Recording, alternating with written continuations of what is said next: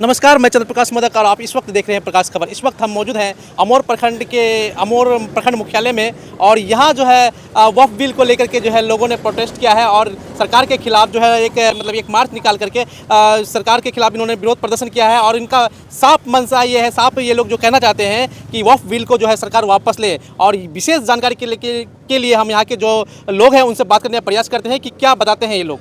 ये वक्फ amendment bill 2024 अभी जो पार्लियामेंट में रखा गया और हमारे जो हिंदुस्तान गवर्नमेंट है इसको पास करना चाहती है। एक कम्युनिटी को मार्जिनलाइज्ड कम्युनिटी बनाना चाह रही है। हमारे इवन रिलीजियस फैसले को भी वो खुद लेना चाह रही है। इसके खिलाफ हम लोग आज ये प्रोटेस्ट रखे थे। ये जो है आज क्या ये पहला रैली है आप लोग का? जी, हम लोग का ये एक सिंबॉलिक प्रोटेस्ट आज है और इसके बाद हम लोगों ने मंगलवार दिन के 8 तारीख को आने वाला 8 तारीख को हलालपुर मदरसे में पहले हम लोग इकट्ठा होंगे। दिन के 9 बजे हर किसी को वहाँ पे इकट्ठा होना है और फिर वहाँ से एक बड़ी रैली बड़ी तादाद में हम लोग सड़कों पर उतरेंगे और तब तक हम लोग ये रैली करते रहेंगे, धरना प्रदर्शन करते रहेंगे जब तक सरकार ये बिल वापस नहीं ले लेती है। ये कहाँ से कहाँ तक निकल गई ये रैली? ये रैली हम लोग अभी तक का प्लान है कि हलालपुर मदरसे से निकलकर हम लोग अमौर आएंगे और अमौर से वापस हम लोग रोहटा तक जाएंगे इंशाल्लाह। अच्छा, अमित शाह जी बोल रहे हैं कि मुसलमान के हित के लिए ये बिल पास किया गया है। अगर अमित शाह जी ये कह रहे हैं कि ये बिल मुसलमानों के हित के लिए किया गया है तो यहाँ पे जितने लोग खड़े हैं या फिर जंतर मंतर में जितने लोग धरना दे रहे हैं सारे मुसलमान हैं। लेकिन आप कोई चीज़ हमारे हित के लिए कर रहे हैं और हम ही को नहीं लग रहा है कि हमारे हित के लिए कर रहे हैं, तो आप कहाँ से हमारे हित के लिए कर रहे हैं? आपको मैं बता दूं कि इस बिल में एक्चुअली में जो वक्फ संशोधन बिल है इसमें वक्फ बोर्ड में कोई गैर मुस्लिम हो सकता है, मतलब दान देने वाला। कल जो लोकसभा में जो बिल पारित हुआ था तो उसमें अमित शाह के द्वारा स्टेटमेंट दिया गया था कि इसमें जो है मुस्लिम समाज के लोग ही इसमें रहेंगे, कोई गैर मुस्लिम इसमें नहीं रहेंगे। नहीं, का बयान दिया गया था एकदम।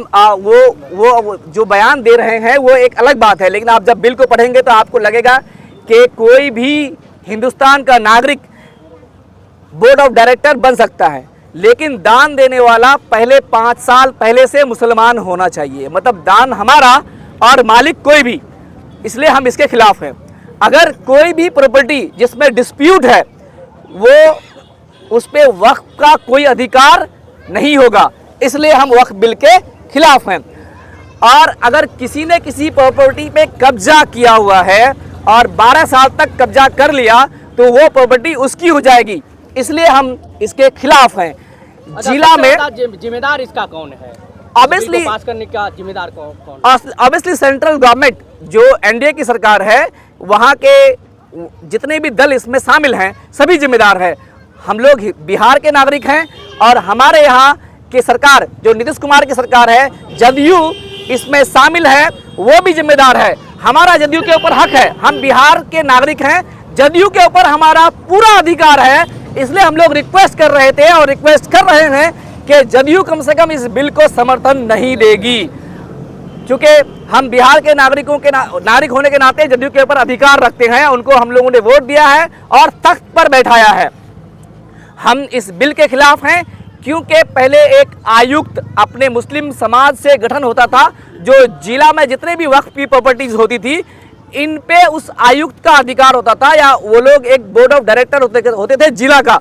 अब जिला कलेक्टर वो आयुक्त होगा, तो आप बताइए कि जिला कलेक्टर किसके तरफ फैसला लेगा?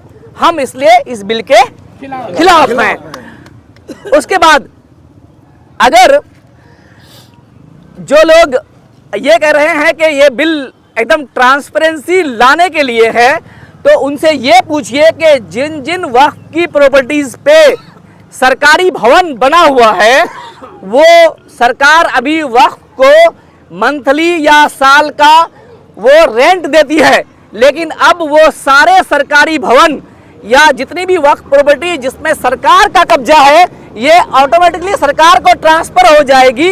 इसलिए हम वक्फ के खिलाफ हैं, इसलिए हम वक्फ के खिलाफ हैं। प्रदर्शन कब तक चलेगा? ये प्रदर्शन तब तक चलेगा जब तक सेंट्रल गवर्नमेंट इस बिल को वापस नहीं ले लेती।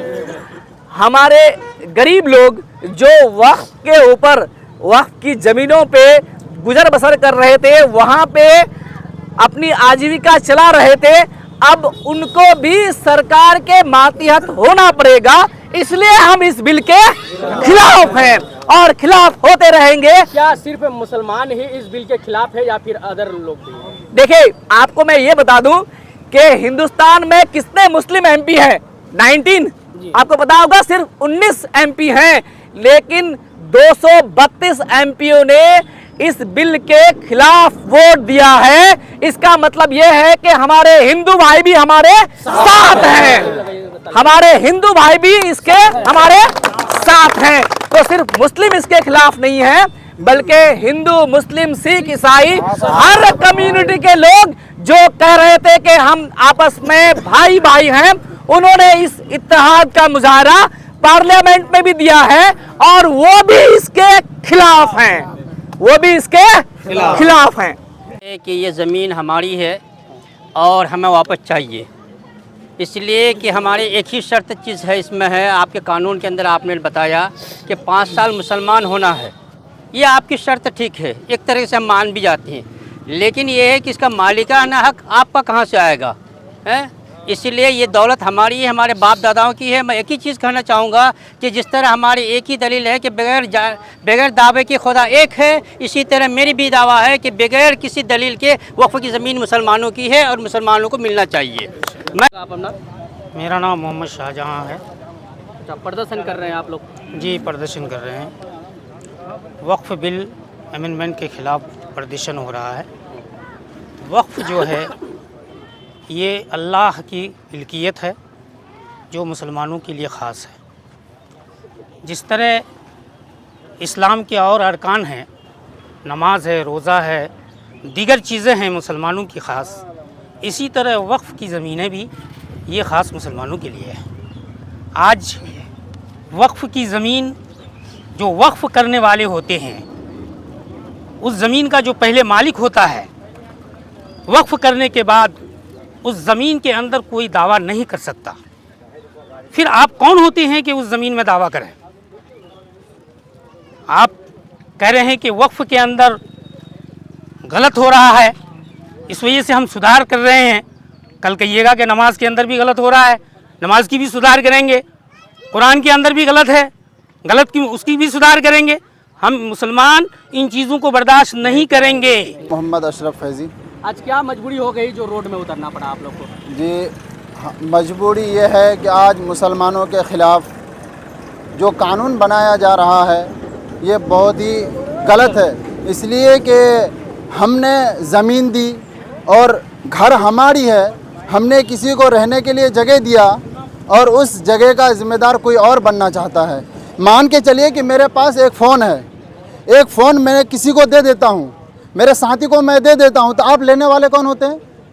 इसलिए कि फ़ोन हमारी है, ये ज़मीन हमारी है, तो आप लेने वाले कौन हो जाते हैं भाई?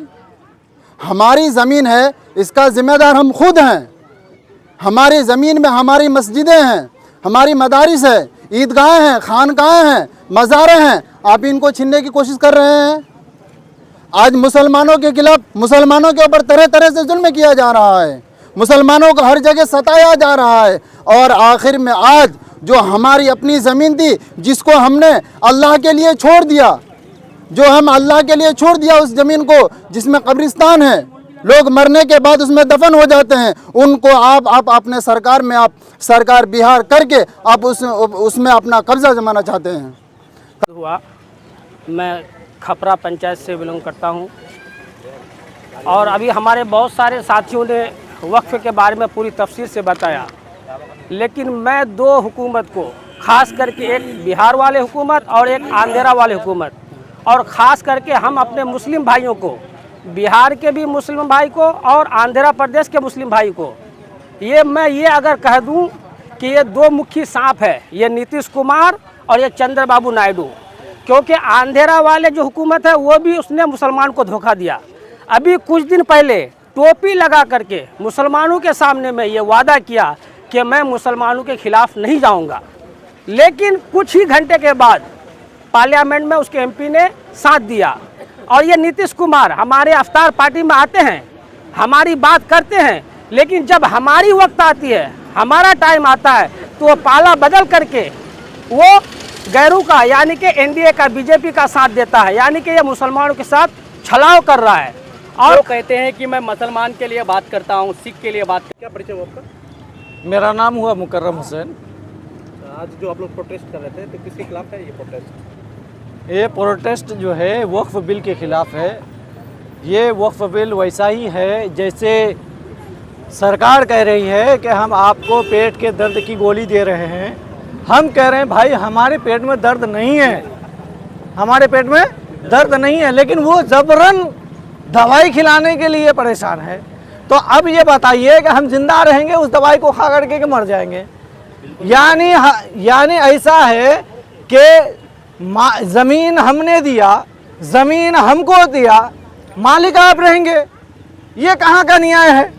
जब किसी और धार्मिक जो ट्रस्ट है उसमें किसी और के रहने का अधिकार नहीं है, उसमें कोई सदस्य नहीं बन सकता है, तो फिर सिर्फ मुसलमानों की ही इस प्रॉपर्टी पर सरकार की निगाहें क्यों हैं? और सरकार क्यों जबरन अपने लोगों को इस बोर्ड की कमेटी में घुसाना चाहती है?